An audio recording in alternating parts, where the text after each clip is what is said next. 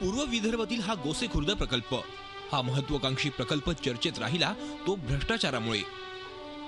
भंडारा तालुक्यातील सुरेवाडा हे गाव देखील प्रकल्प बाधित। या गावातील लोकांना मोबदला तसंच भूखंडाचा लाभ देण्यात आला। मात्र अद्याप 8 वर्ष झाली तरी गावातील 30% लाभार्थी मोबदल्यापासून वंचित राहिले।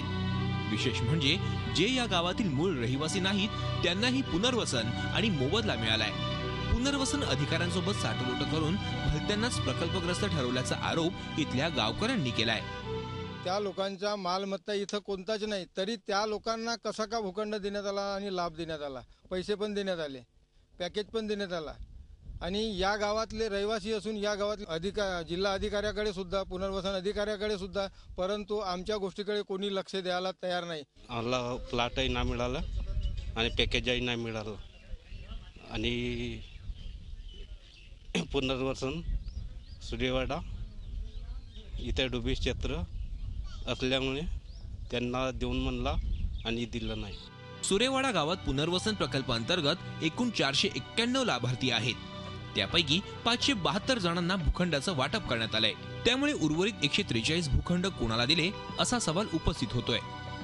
शिवाय एवढे भूखंड वाटप करूनही गावातील 109 लाभार्थी अद्यापही मोबदल्यापासून वंचित कसे असाही प्रश्न विचारला जातोय। भूखंड वाटप असे केले त्या लोकांनी का त्यांचं निवडणूक यादीमध्ये नाव नाही, त्यांचं या गावामध्ये त्यांची मालमत्ता नाही, त्यांचं राशन कार्ड नाही, असे 62 लोकांना त्यांनी अवैध भूखंड वाटप केले आणि असे 143 भूखंड अवैध वाटप केले।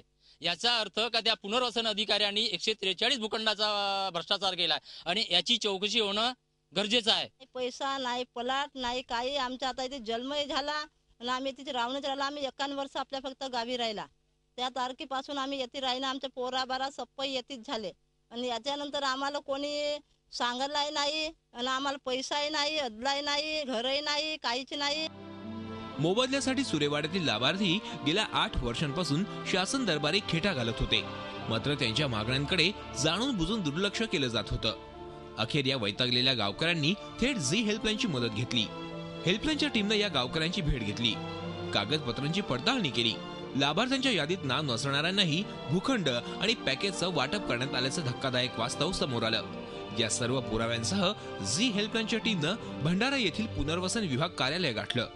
येथील सर्व अधिकारी याविषयी बोलण्यास टाळाटाळ करू लागले, त्यामुळे झी हेल्पलाईनच्या टीमनं थेट जिल्हाधिकाऱ्यांना गाठलं। गोसेखुर्द प्रकल्पाअंतर्गत सुरेवाडा या गावातील 100% पॅकेजचा लाभ दिले असल्याचे पुनर्वसन विभागाचे म्हणणे आहे।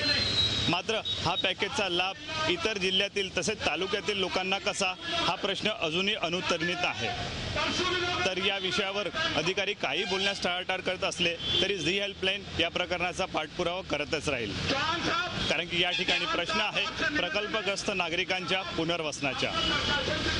व्हिडिओ जर्नलिस्ट अजय मेश्रामसह Madhav Chandankar, Zee media, Bhandara. Zee 24 तास रहा एक पाऊल पुढे।